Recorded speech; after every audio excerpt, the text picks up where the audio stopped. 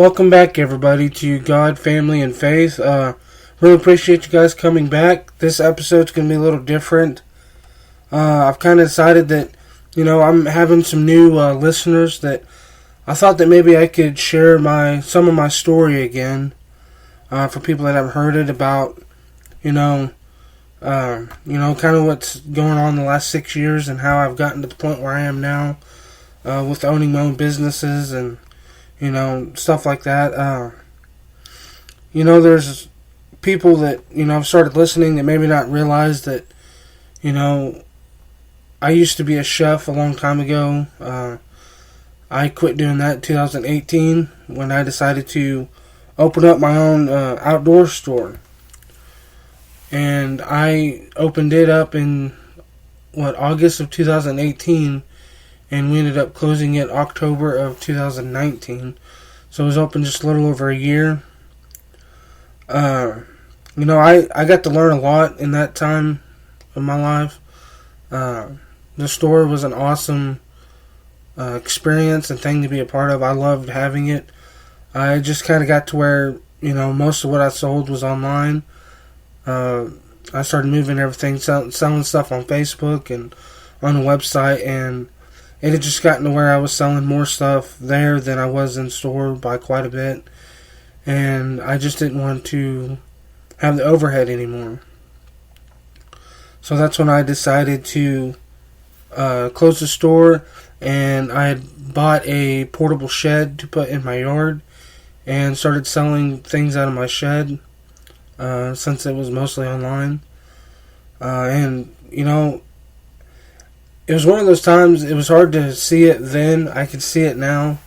About how much I really learned from that time in my life that, has helped me out in the businesses that I still own. And at the time, it kind of just sucked because I had,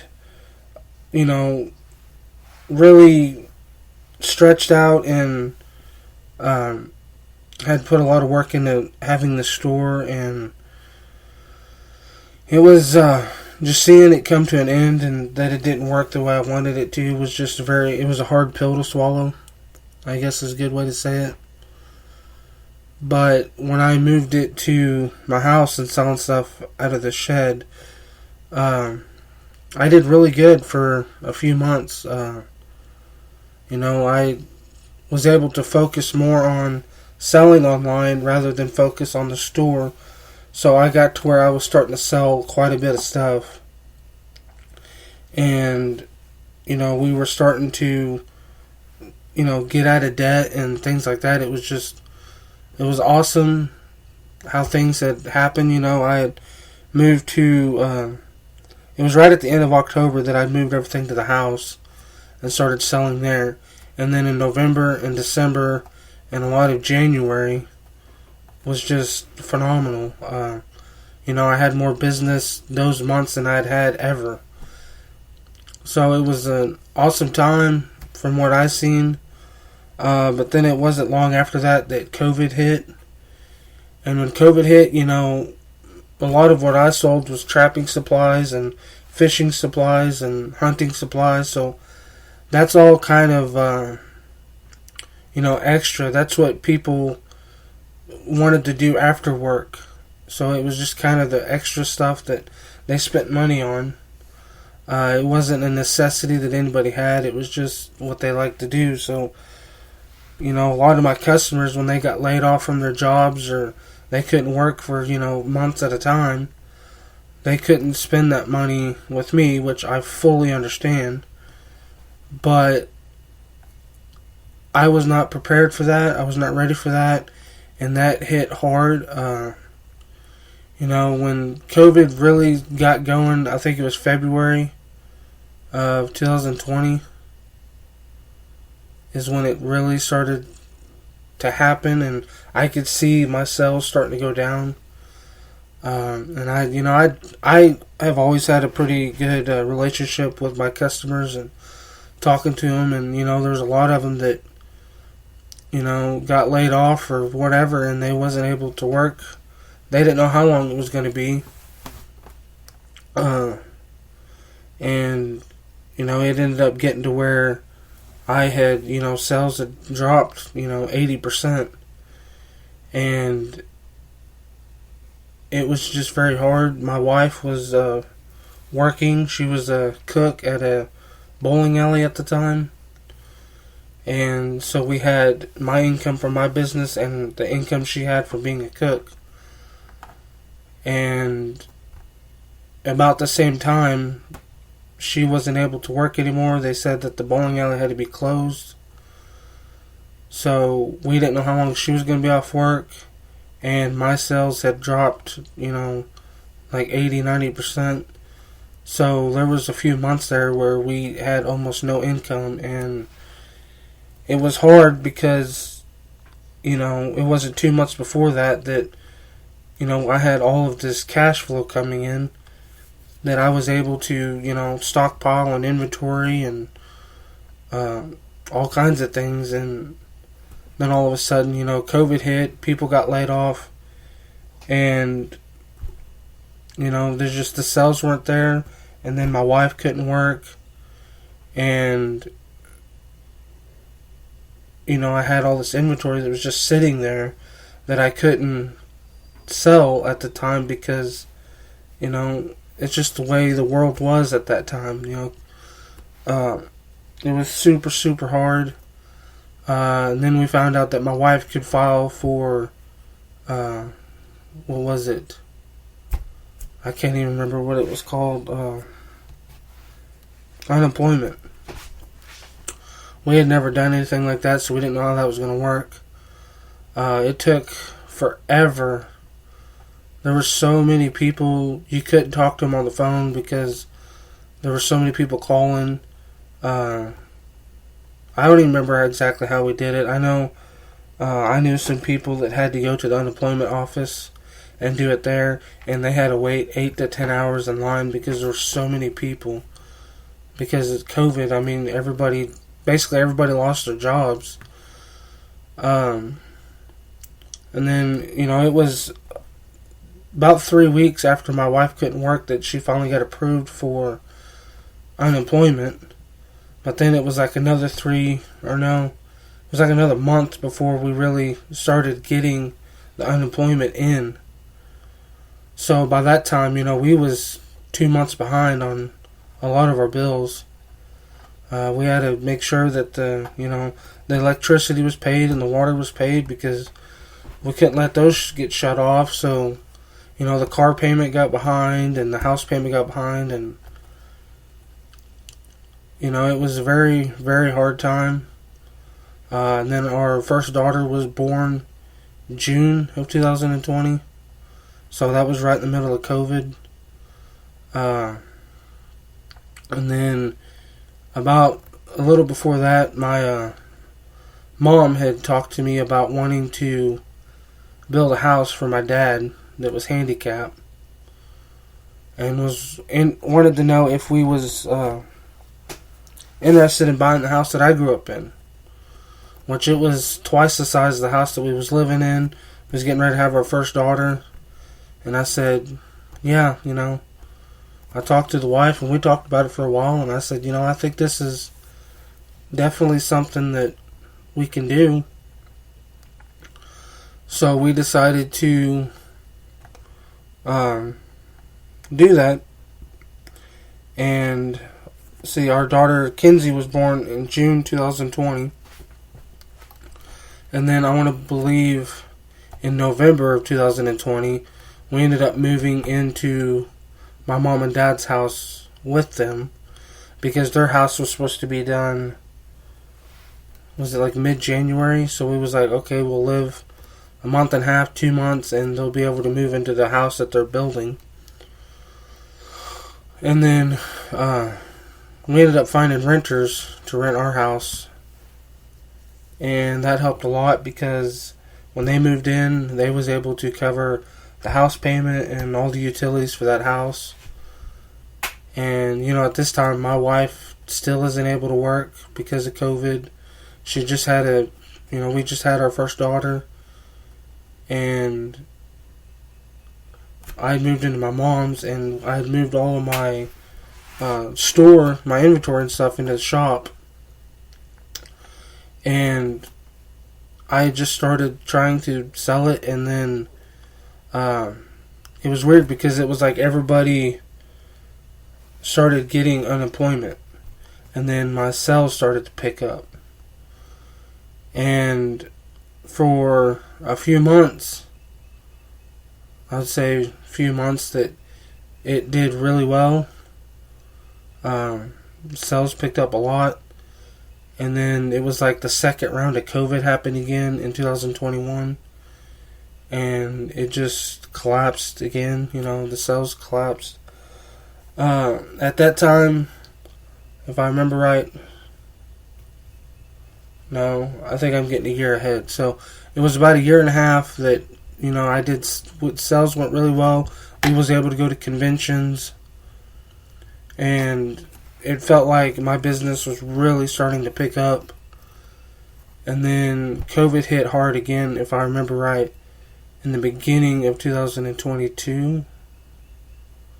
If I remember right. And at that time I had joined the fire department, the volunteer fire department.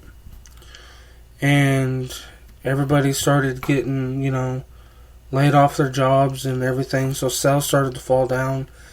And our assistant fire chief owned a donut shop.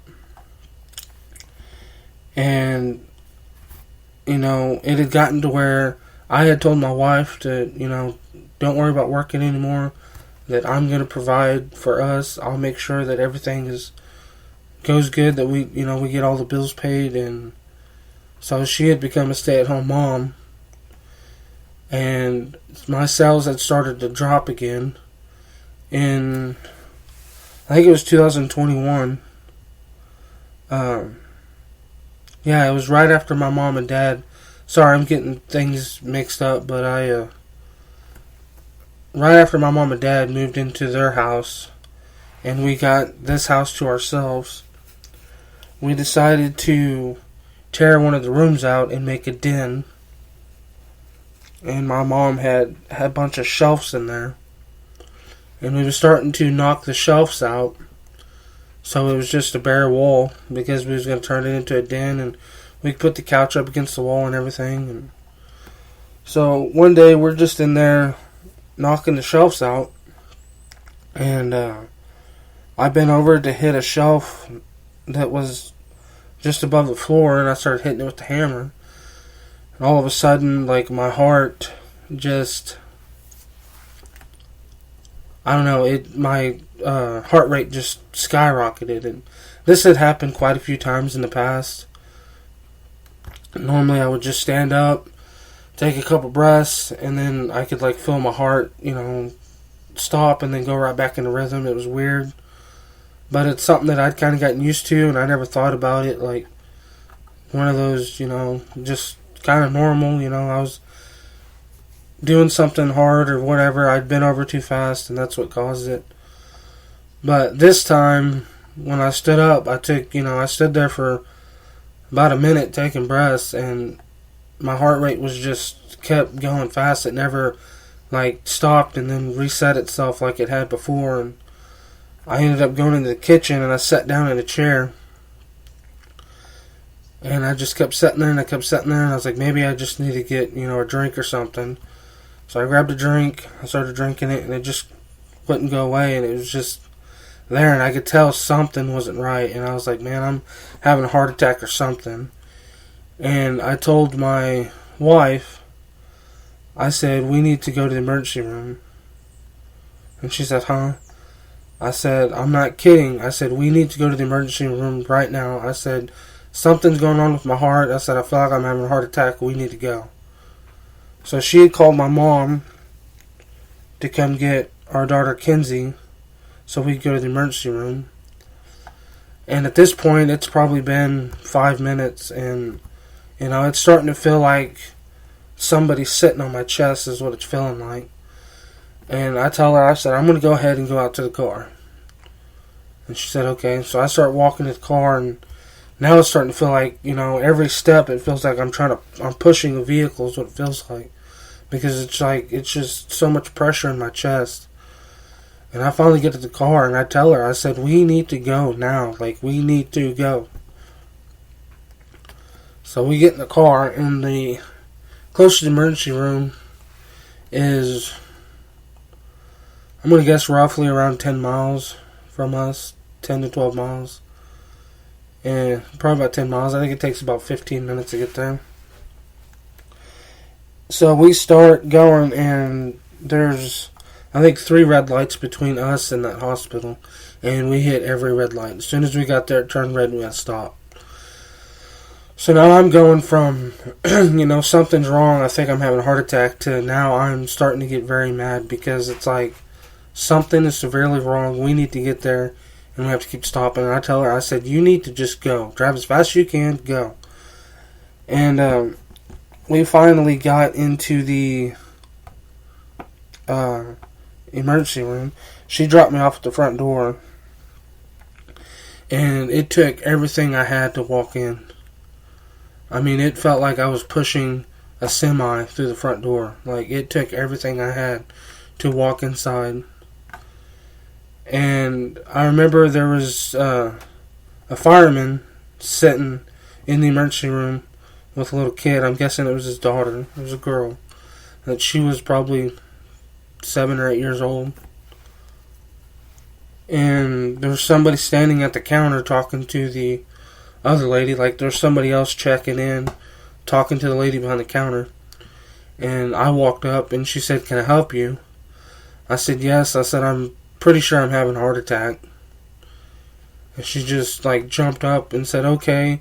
And she got on her phone and called people in back. And they all started coming up forwards, and one of them brought a wheelchair and told me to sit down. And at this point, my chest it feels terrible. It feels like there's 20 people sitting on me. And we go into a room, and they put a EKG on me. Or it wasn't EKG, I don't know. They put a blood pressure thing, a finger thing, EKG, all kinds of stuff on me. And I can't remember what it was. I want to say my heart rate was 270. It was right to the point of, let me look it up again. I can't remember, it's been a while, but I want to say, it was right at about 270, I think. Maybe it was 170. I think it was 170 or 180. I can't remember. It was way up there. It was pushing 200, and they told me that it was right on the verge of AFib, basically. They said that however long it's been, they said normally within 10 or 15 minutes people have a heart attack and they die. And at this point it had been over 20 minutes, 25 minutes, because, I sat between me standing in the floor and sitting in the chair was 5 minutes, and then I told my wife to call my mom. It took her about another 5 to get there.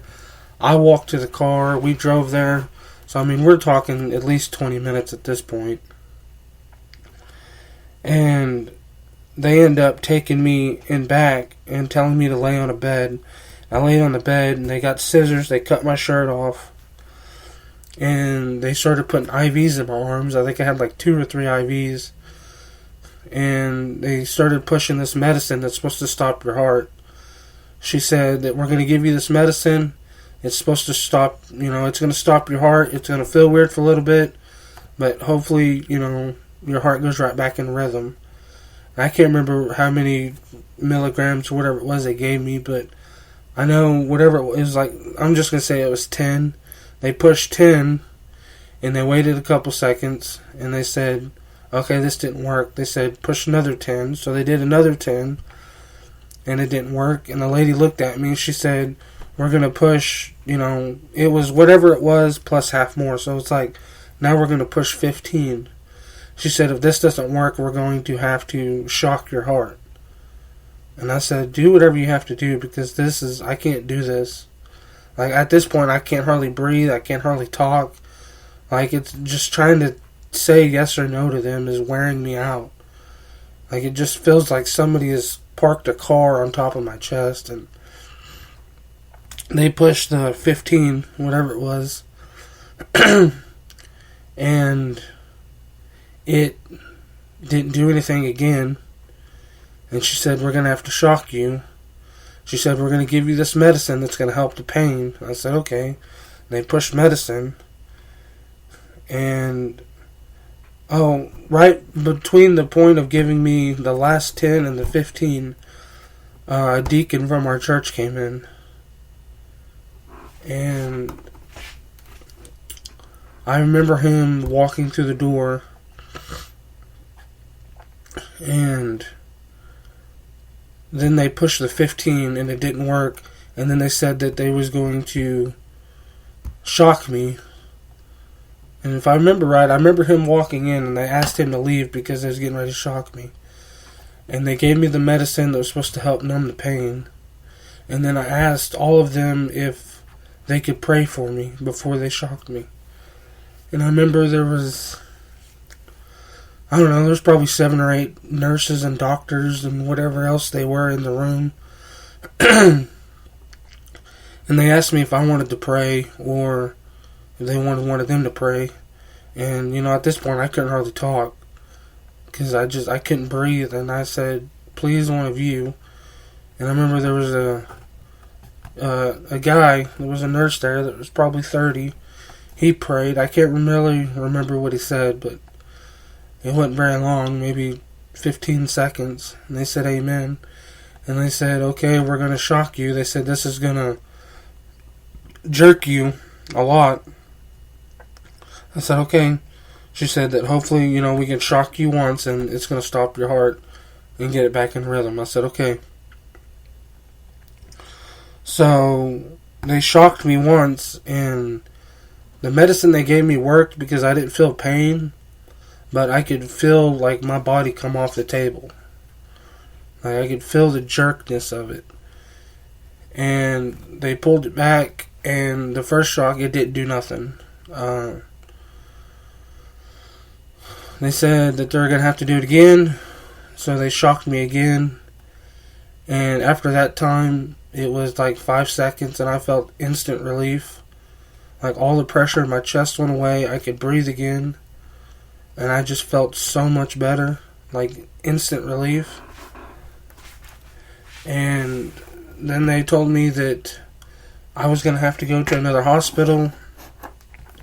That they would have an ambulance come get me and transfer me to that hospital.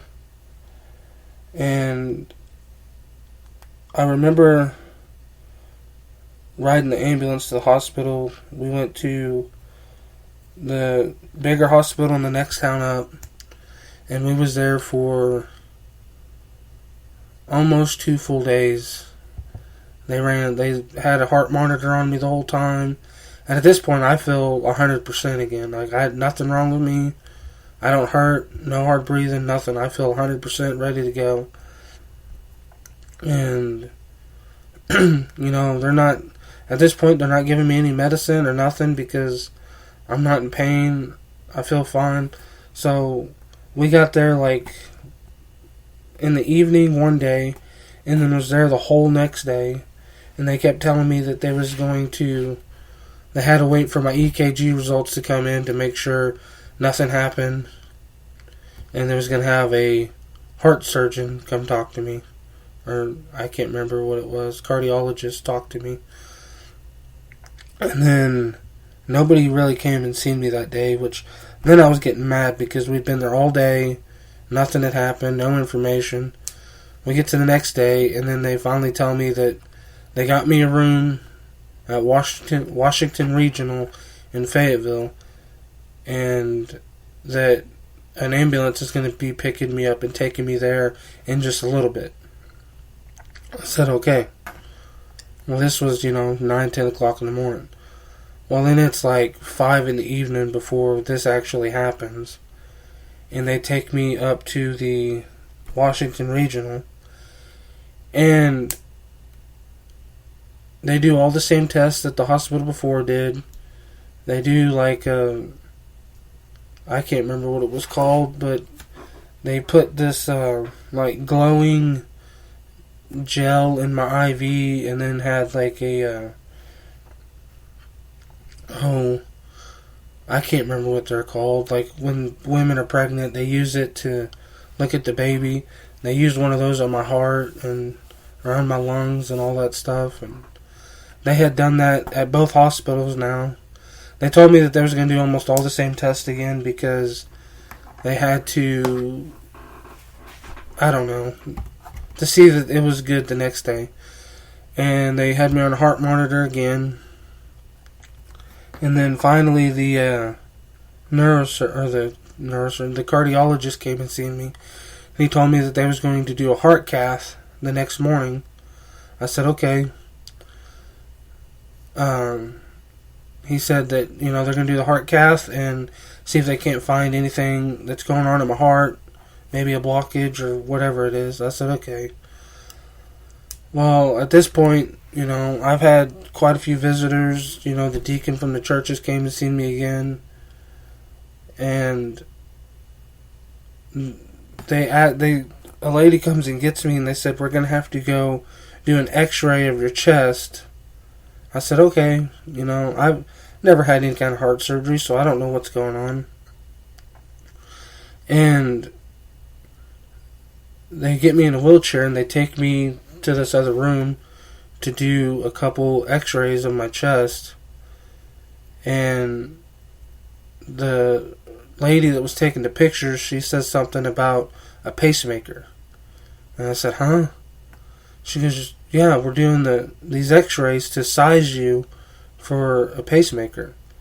I said, nobody has said anything about that to me. She goes, oh. She goes, well, I think maybe you need to talk to the cardiologist again. I said, okay. Well, we go back up to the room, and later, the cardiologist comes back in.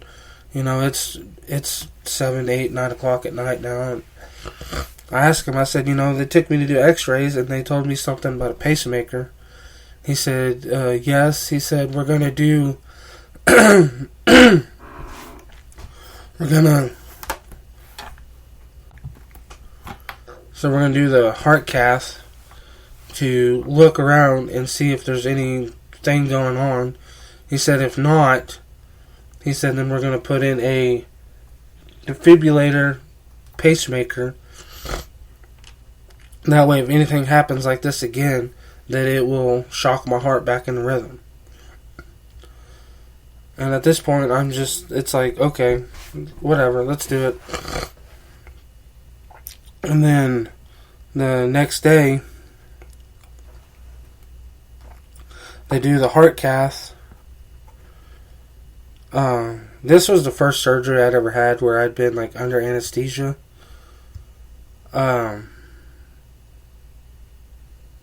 So, in my mind, it was real quick. I don't even remember how long the surgery was. But it was super quick in my mind. That they did a heart cath. They went up both my legs and didn't find anything. He said that he looked at everything and seen absolutely zero reason why my heart did what it did. And then they put in the defibrillator, which works. It's a defibrillator and pacemaker. And told me that there's no visual reason why my heart did what it did.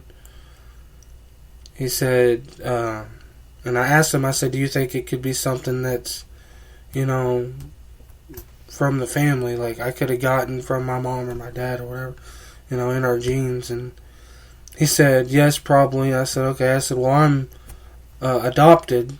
I said, so I don't know what problems my family has. I said, but, I'll let my brother know because he's my full-blood brother. I'll let him know all this. And I can't remember if we got to go home that day or I think we had to stay one more day. I can't remember. This has been a long time ago. And, I came home and I had to be in this arm sling for a long time. I couldn't move my arm because I had to let my heart grow around the wires to where it's attached. So I couldn't move my left arm for a couple of weeks. And I remember for a long time, it was weird because the defibrillator was new and I could feel it. I could feel like a weird, just a very, very light, vibration in me. And it was just very strange. But, it's been 4 years now, almost 4 years, since I've had my defibrillator. It's never had a problem, it's never went off, nothing like that. It also works as a pacemaker, so that side of it makes it hard to do a lot of things, because anytime my heart rate gets up, I can feel the pacemaker fighting my heart to try to get my heart rate back down, and that just absolutely wears me out, takes all my energy from me. There's a lot of things, like at the fire department, I couldn't do anymore. We did a training one time where we had all our gear on, we had our pack on, helmet, mask, everything, and we was carrying, we was running hose back and forth and carrying somebody on a stretcher. And I told him, I said, I can try, I said, but I know with my defibrillator now, I said, when my heart rate gets up, it fights it. I said, and that just takes every bit of energy I have out of me. So we tried that, and I did it for quite a while, fighting through. I could feel it fight my heart, and it just takes all my energy and my breath from me. And it finally got to the point where I just told him, I said, I gotta stop. I can't do this anymore. I said, I feel like I'm about to just fall over. So I had to stop, and there's only been a few times other than that time that I've really felt it like that, when I was working too hard or doing something too hard and my heart rate gets up and I can feel it fighting. It's weird. Sometimes when my adrenaline gets up, there's times that, I'd get in the fire truck and we'd be going to a structure fire or something, and I do very good at controlling my adrenaline and stuff like that. And there's times that when I'd get in the truck, my adrenaline would be going, and I would have to sit and wait and try to control my heart rate again, because I could feel it fighting my heart. And there's been a few times like that I felt it. But anytime, if I'm trying to carry something heavy a long ways, my heart rate will get up and I feel it fighting my heart, and it just makes it really, really hard to do things like that. Anytime my heart rate gets up, it's harder to do things. But as far as using equipment and it bothering it, the only thing that I've ever used that I could feel it was not, maybe 6 months after I had it. I was using a plug-in drill, and I was screwing up above my head, kind of right at my forehead height. And every time I hit the trigger, I could feel it. I could feel it was like pressure in my chest every time I would use the drill. And that was weird. Then there was one time at a training for the fire department, we was doing an extrication training, and I was using I had used the cutters and stuff, which were battery powered, and I had no problem with that. But then we did some training with the K-12, and I was cutting what was it? Was it a C-pillar? I can't remember. It was one of the pillars. And I could, as I was using the K-12, which it's a gas-powered, I could feel was getting dizzy. I could feel myself getting dizzy. So that's the only times I've really ever experienced that. I've never tried the backpack blower. I've just told them I'm not going to do that. I have welded. The welding didn't really affect me at all. I had to hold it, a ways away from me. The welding didn't affect me. I haven't used a chainsaw. I bought an electric chainsaw, but that hasn't bothered me. I finally did buy another gas-powered weed eater. I've used it a couple times. It doesn't bother me. I've learned as long as I keep it like 2 foot from my chest, it doesn't bother me. But if I have to bring it up close to my chest, I'll start getting dizzy real quick. But you know, I know I got a lot deeper into that than I planned on. But it just, when I do this podcast, I just let God talk to me, talk through me, not talk to me. He talks through me, and you know, I didn't even plan on talking about my defibrillator and my heart and all that, but I feel like God put that in my head to talk about, so that tells me that maybe somebody that's listening to this is maybe going through a problem like that, and hopefully it'll help them. If so, or if anybody has any questions, always feel free to reach out to me. You know, this happened 4 years ago, so I was 27 when this happened. You know, a lot younger than a lot of people that have to go through things like that. But, you know, this happened, my daughter it was right after her first birthday, I think, that all this happened. And, you know, we had a lot of struggle there because my wife lost her job. I had fought through closing my store and 2 different stages of COVID that basically killed my business. So we had, you know, for 2 years we had fought for everything, and it was hard. You know, I didn't really have an established business that just did well. I was building a business, so it was very hard to keep it going. And then,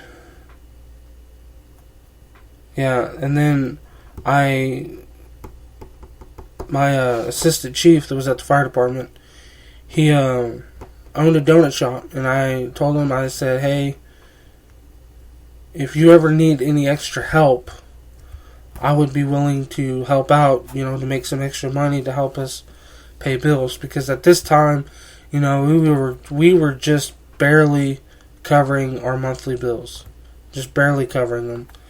And I told him, I said, if you ever need help, let me know, and I'll come help however I can. He said, okay. He said, can you work tonight? I said, sure. He said, be here at 11 o'clock tonight. I said, okay, I'll be there. It's 11 p.m. And I showed up at 11, and I can't remember, I worked till 4:30, 5 o'clock, something like that. And it started off that I was going to work like 4 days a week, if I remember right. But then it got, you know, that we did that for a month or 2 maybe. And then I started working like 5 and 6 days a week and only having 1 day off. And then I started working 7 nights a week. And for 6 or 7 months, I worked 7 nights a week at the donut shop making donuts. And then I got to where I was delivering donuts. You know, there was times I'd get to work at midnight, or if we had any large orders, I'd have to go in at 10, and we'd work till 7 in the morning. Sometimes I was there till 8, depending on what was going on. But I would say the average was going in at midnight and leaving around 6. That was average. So about 6 hours a night, 7 nights a week. You know, on Thursday nights and Friday nights, which would have been Friday and Saturday for the customers, I had to go in at 11 because we had to do extra for those days. But I did that for a long time. And, you know, I had made more money working at that donut shop at that time than I had ever made. You know, there was about 3 or 4 months that, you know, I was making $600 a week. which, I had went from being a chef to where, I was making when I left being a chef at Walmart, I was bringing home about $1,000 every 2 weeks. And I worked a lot of overtime. There's times I'd work, in a 2 hour, or there was a lot of weeks when I was a chef at Walmart, I was working 60 hours a week. So, that's 110, 115 hours in a 2 week period, bringing home $1,000. I made like $13 an hour at that time. So at the donut shop, this was the most money I'd ever made, including owning my own store and owning my own business, because, I made, like, there was more money coming in, but most of that money went right back into inventory and bills and all that other stuff, overhead. So I didn't actually make that money. So when I worked at the donut shop, I was making more money than I'd ever made. And I worked at the donut shop for about a year, but then in 2023, my neighbor had opened up a restaurant, and he told me, he said, "I heard you're a really good cook." I said, I'm not going to say I'm a good cook. I said, but I think I do pretty good. I said, people have always been very surprised. He said, okay. He said, well, you want to come work with me at my restaurant? I said, maybe. I said, what shifts do you need? He's like, I need a breakfast cook. I said, okay. I said, I can do breakfast. I said, I'd rather do breakfast than dinner. He said, okay. So I decided that I was going to work at the donut shop 7 nights a week and work at the restaurant. And I would go into the donut shop at midnight, get off about 5, come home. I would get to sleep about an hour, and then I would go to the restaurant. Had to be there at 7. And I did that for about 2 weeks. 2 weeks maybe. And I was just like, this ain't going to cut it. I'm to the point now where I was working, 35 to 40 hours at the restaurant and then 50 hours at the donut shop. I said, I can't be working 80, 90 hours a week and still trying to run my business, my online sales business at home. I said, all I'm doing is working, and I ended up having to quit the donut shop, which, looking at it now, I learned a lot working at the restaurant, but I wish I would have quit working at the restaurant and not at the donut shop, because I worked at the restaurant, I want to say, 3 months, and my neighbor that I've known my whole life, we ended up not getting along very well at the restaurant, and I quit. Well, I had quit the donut shop, and then about 2.5 months later, I quit the restaurant. So now I've went from, having 2 jobs to having no jobs. And at the same time, my brother, which is a mechanic, he's a phenomenal mechanic, he had just quit his job because him and his boss got into it, and his boss there was things not going right. So at the same time, we had both quit our jobs, and we were at my mom's house talking, and I told my mom, I said, I'm not worried about it. I got this. I've been through worse things. I'm not worried about it. Something will come along. She said, okay. Well, then my brother was talking about getting a job at another mechanic shop, where he's going to try to find a job, and he just kind of said something that, I wish I had a shop and I would just open my own mechanic shop. I said, that's an idea. He said, what? I said, opening your own shop. He said, yeah. I said, I got the money. I said, well, I tell you what. I said, we could open up a shop. I said, you could be the mechanic. I said, and I could be the front end person. I could be the one that does all the paperwork, gets all the jobs and all that stuff. And in about an afternoon, we had decided that this is what we're going to do. And, when I quit my job at the restaurant. This was like 8:30 in the morning, and I went to my mom's. And if I remember right, my brother had quit his job the day before. So I quit my job on Saturday, he quit his job on Friday. And we were both at my mom's now. My wife was at my mom's. And we had been talking about this all morning, most of the afternoon. And, by the time that evening came, we had decided that, this is what we're going to do. And my mom was like, if you guys really want to do this, she's like, I'll help you guys out. I said, okay. Well, there was a shop at the house that I bought for my mom. There was a big 32 by 60 shop here. And I told my brother, I said, what would we need for us to open up a shop and be ready to go? He said, well, the first thing we need to buy is a lift. 2-post lift. I said, okay. So I started looking one up. I found one. I said, okay, $1,800, I think is what it was, $1,900. I said, okay, what else? He said, tire machines. I said, okay, so I looked those up. I found a set of tire machines. I want to say it was $2,500, something like that. And then there was a lot of, odds and ends, like jacks and creepers and all these kind of tools that we needed to get. And I said, well, we can get all of this. I said, and we can open up our own shop. He said, okay. So that's what we did. He quit his job on Friday. I quit my job on Saturday.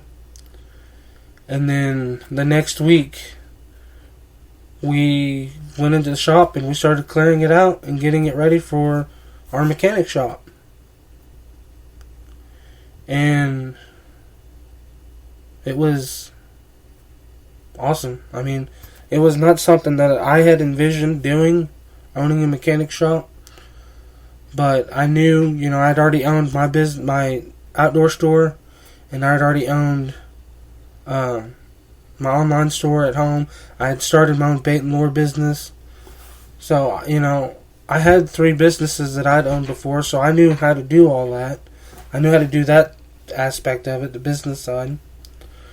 So we started doing that, and we did that from, I want to say we opened August of 23, and we ended up closing the shop in June 2024 because we had a lot of business, but the shop was, we're 2 miles down a dirt road, so we wasn't able to have constant business, and we only had 1 lift, so it was hard to, when you had a vehicle on the lift, you couldn't work on another one really because you only had 1 lift.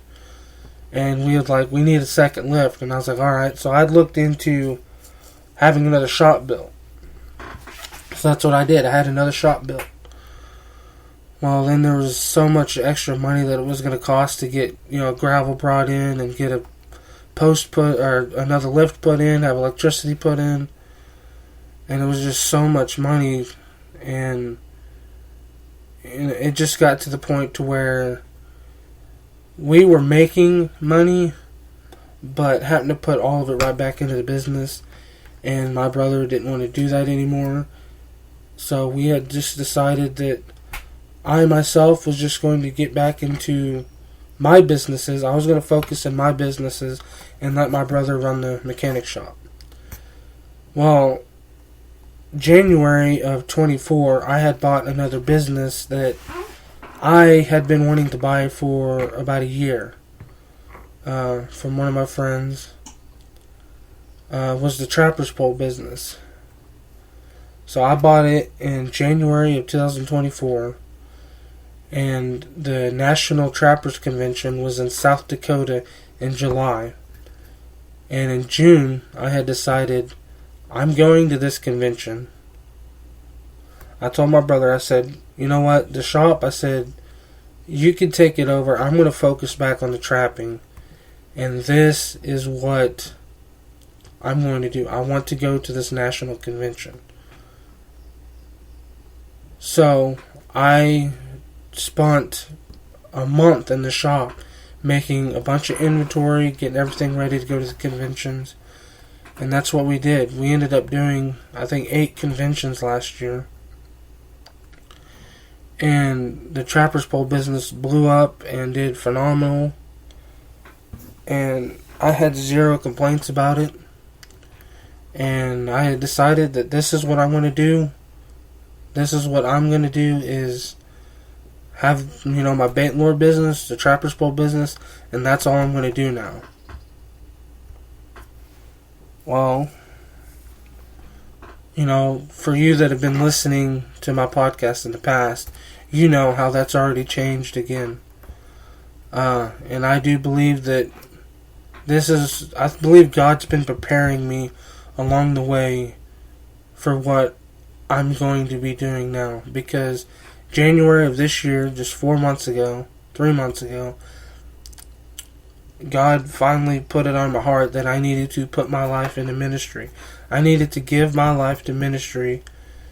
And that's when I decided, okay, this is going to be what I'm going to do from now on. This is what God has been building me up to. The owning my own businesses, building the shop, the extra shop out here. All of this was for a reason. I had been dealing with a wound. I had an abscess in 2023. October of 23, I had surgery. It didn't heal correctly. I had to go to wound care for 8 months, 3 times a week, to a town that's an hour one way from us. And at that time that was happening, I was working at the mechanic shop. Well, it got to where I couldn't do hardly anything. I had a wound pump on, so I couldn't bend over, I couldn't lift things, I couldn't work. Plus, we spent 3 days a week going to wound care. I had surgery. I was supposed to go see a specialist to see why my wound hadn't healed. Insurance dropped me. And I finally, after about 5 months of trying to get insurance back, we finally got insurance back. I got to go see a specialist. Well, he was a general surgeon, but he had worked on these things a lot. And I had 2 surgeries with him. So now I was 3 surgeries into this wound, and we were closing in on a year of having it. I had my first surgery, and then we went to the national convention in South Dakota. We got back, I believe, on Tuesday, and then I think on Thursday that week I had my second surgery with the specialist. It was my 3rd surgery altogether. And that was supposed to be the end of my wound. It was going to be healed. In September we had some conventions we went to, and we was at the Missouri convention, I believe, and I could tell something was not right with my wound. Something was wrong, because it was starting to hurt again. Well, then we left Missouri, and I think we ended up going to Illinois was the next one, if I remember right. And at the Illinois convention, my wound was bothering me really bad. And I knew that it got infected again and was swelling up. And I knew that I was going to have to go see another surgeon. And it ended up busting on me while we was in Illinois at that convention. So I couldn't do very much walking or anything like that. And then, let's see, that was October. And then, after we got back from Illinois, my wound was fine. It drained and it didn't hurt at all. And then come the beginning of December, it started to, it was like around the middle of November, it started to really bother me again. So we went and seen my surgeon that I had before, and he told me that he said the surgery didn't take. He said, but I know another guy that is a specialist for this. He's in Springfield. He said, I want you to go see him. I said, okay. So we finally got a hold of him in Springfield, and the earliest appointment they had was December 15th or something. And Springfield's about an hour and a half from us, between an hour and a half and 2 hours. We drive up to Springfield. I seen him. He said that the surgery that I'd had, only about 65 to 70% of the time, it's effective. A lot of times it doesn't work and you have to do it again. He said, but I'm pretty confident that we can get it this time. I said, okay. So I scheduled the surgery with him. I believe surgery was scheduled for January 15th, because that was the earliest one they had. So we was waiting for me to have surgery again, thinking, hey, this is going to be the end of it. Finally. It's been a year and 3 months that I've been dealing with the same wound. Haven't been able to do a whole lot because of it. Surgery was scheduled for January 15th, and it was the week before, about 8 to 10 days, I can't remember, before surgery, I got a letter in the mail saying that I no longer had insurance again.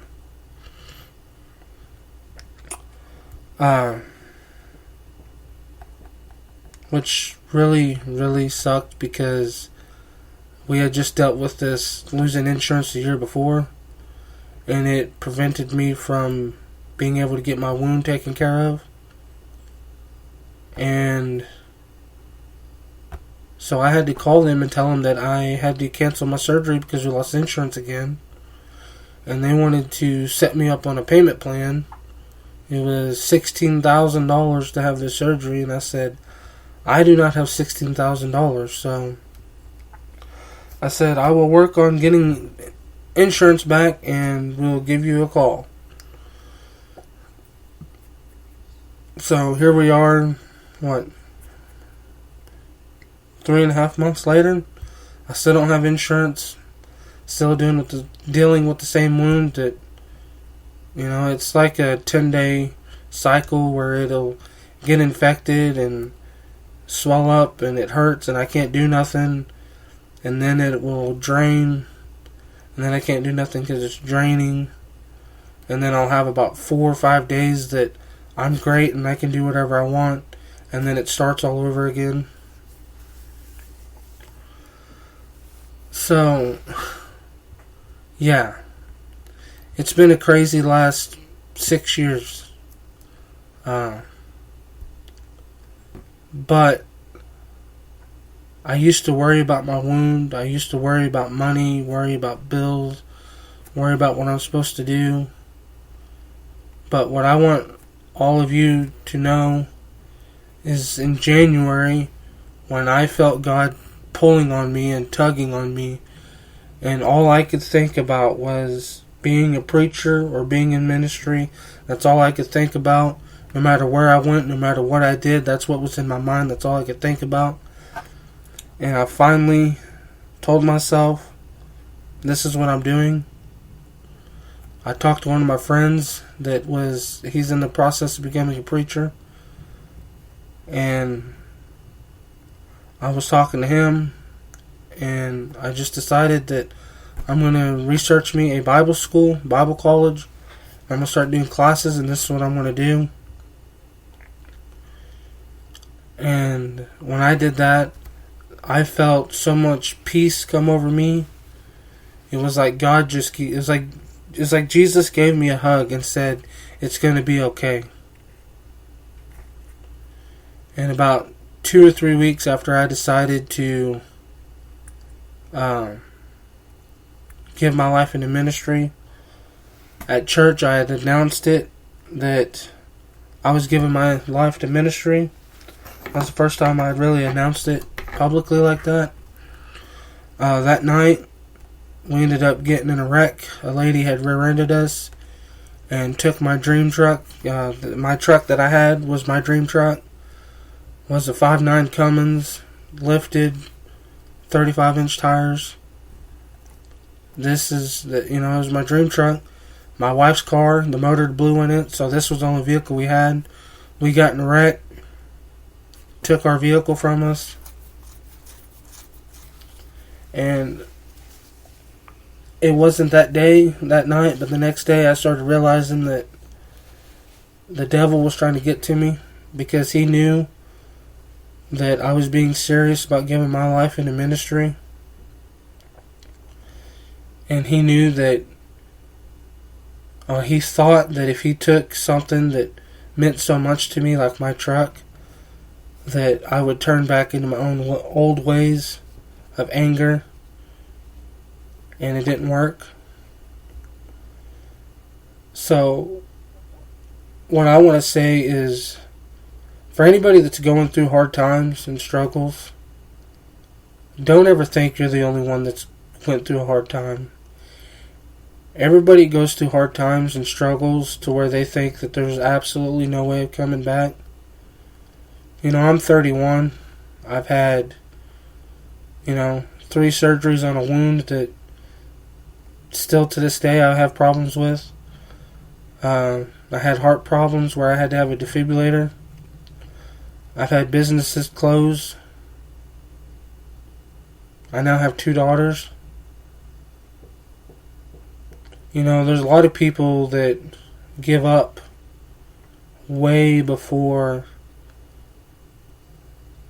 they ever figure out, what their answer was going to be, what God had in store for them. Because, I can look back at all these things that, in my mind that I had lost, that were struggles, and I can realize, hey, what's going on today, that makes sense because of what happened back then. God was preparing me back then for today. It's just like when I tell people, when you read the Bible, you can read the Old Testament, and then when you read the New Testament, when you read the New Testament, almost every chapter you read comes back to the Old Testament, of how something in the Old Testament happened, and that's why what's happening in the New Testament is happening. Jesus is fulfilling what happened in the Old Testament. So when when the people went through struggles in the Old Testament, it paved the way for Jesus to come and fulfill that. And I feel like Jesus is really working in my life right now at fulfilling all the struggles and the issues and the problems and the hard times that I've went through. Right now, I feel Jesus working on those. And I don't want people to get confused. When you say God is fulfilling your problems, that doesn't mean you're getting money. Money is not what causes problems. If someone says that God blessed me, there's so many different kinds of blessings that we can get. Getting money or getting rich or getting famous, that's not a blessing. There's been times in my life to where I've had quite a bit of money in the bank account. And there's been times in my life when my account's been $1,500 overdrawn because I couldn't afford to pay my bills. I've realized all those things that I went through in the past were to make me who I am today and to better me for what God has in store for me. Like this shop out here that we had built for the shop, and we never ended up using it for the shop. A couple weeks ago, God put the thought in my head, that shop that's out there, that's your house. That was something that has been sitting there for a year. I didn't know what to do with it. What are we going to do at the shop? And God put it in my head saying, that's your house. Turn that into a house. The house that we're living in is a 40-year-old trailer house that has lots of issues. And we've been trying to decide how we're going to build a house, where if we're going to have to go buy a house somewhere. God put it in my head. There's your house right there. So that was a problem that I had a year and a half ago, was getting the shop. But now God's telling me how to use it today. Same thing with my businesses that I lost. I learned a lot from those times of owning those businesses. That God is showing me how I'm using that today. That struggle was to help me today. And since I've given my life to Jesus fully, 100%, given my life to Jesus, I have told God, I want you to use my body as a tool. Use it for whatever you need. Whatever you need me to do, help me know the way. Guide me the way. I've had so much peace in my life now that I don't get angry like I used to. Used to things would make me mad. If I was working on something and I dropped it, that would infuriate me and I would be so mad. Now when I drop something, I just bend it over. I just bend over, pick it up, and go on. I don't even think about it. And I'm not saying that you're not still going to struggle. If you're having problems with anger, there's never going to come a time when you're just not going to struggle with it. Because we're always going to have struggles. I still have some anger, but I can say 80% of my anger is gone. When I talk to people, I'm a lot more peaceful about it. I'm not just thinking about me. The amount of peace that God can give you is like no other.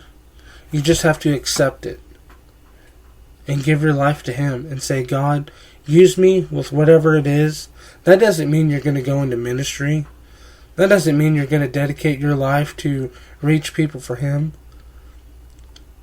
We need people everywhere. We need cooks. We need cashiers. We need cart pushers. We need, policemen. We need first responders. We need lawyers. We need all this stuff. So that doesn't mean you have to be in ministry.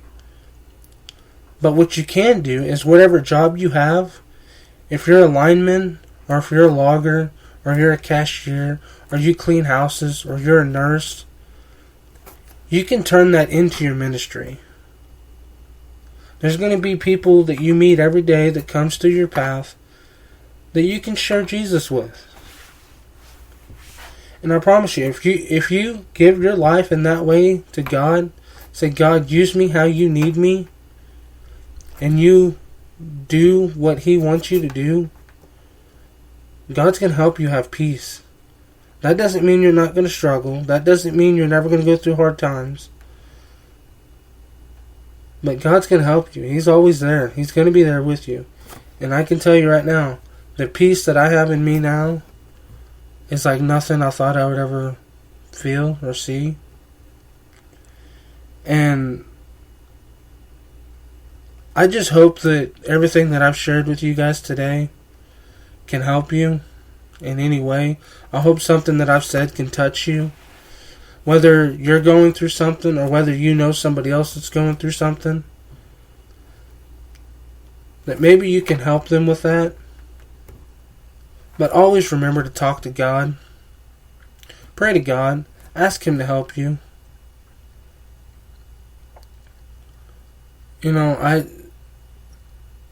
This podcast, it helps me out so much because I can sit here and talk about all the things that are running through me.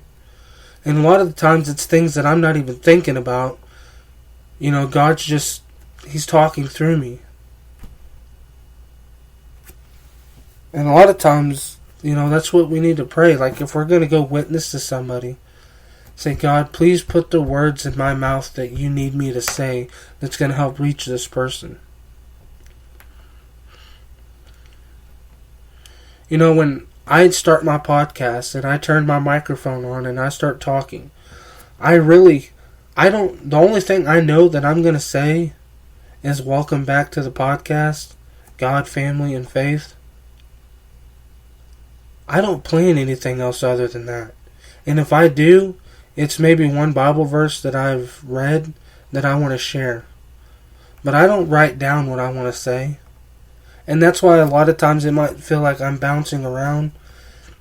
It's because God's putting words in my mouth that He wants me to say, that hopefully it can help somebody.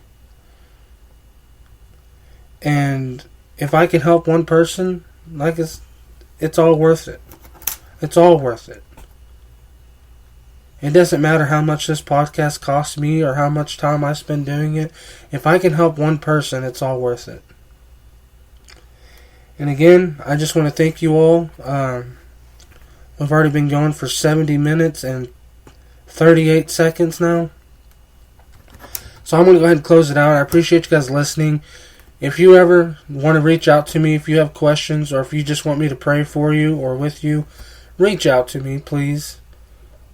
If I don't have the answers, I can help guide you to the answer. You know, almost any answer that we're going to have is in the Bible. We just got to look for it. We got to study the Bible. When we pray, we talk to God. And the way that He talks to us is through the Word. And that's why I tell people, when you can read the same verse. You can read the same verse 100 times. And one day you're going to read it, and you're going to read it in a different way that you've never read it. Maybe you notice one word that you've never noticed. And that whole verse is going to have a different meaning to you, and it's going to be eye-opening. That's God talking to you. When you read through the Bible and a verse catches your eye, that's God talking to you. And we need to be sure that we take our time in prayer to talk to Him and to thank Him for everything He's done for us. And to just ask Him to continue to work on us, because we're very hard people. Humans are very hard, and we need Him to help soften us. And I just want to close this out in prayer. I really appreciate you guys. And then, if you ever have anything you want to talk about, or just whatever, reach out to me. You can do Blakely's Trapping on Facebook, God, Family, and Faith on Facebook. Go to my website at blakelystrapping.com. You can email me from there. Or you can just go to my personal Facebook at Jamie Blakely. I appreciate you guys, and I'm going to close this out in prayer, and I hope you all have a great rest of your week. Lord, I want to ask you to please be with everybody listening to this podcast, Lord, that if they're going through any troubles or hard times or whatever it may be, that you can help them have comfort and peace. And Lord, I want to ask you to please place somebody in their life that if they don't already know you, that can show you to them. And Lord, maybe they do already know you, and they just need someone else in their life that can help strengthen their faith in you, Lord. Please be with all of them, Lord. And Lord, I want to ask you to please be with me. That all these things that I've gone through in my short time on this earth, Lord, I want to thank you for all of them. All the hard times, all the good times. I want to thank you for them, Lord, because they're who made me who I am today. And I want to thank you for all the blessings that you've placed in my life. And I want to thank you for all the people that has taken their time to come to my podcast and listen to it, Lord, that hopefully something that I've said can touch them, Lord. And just please be with all of us, Lord, as our nation really, really needs you right now, Lord. In Jesus' name I ask, amen.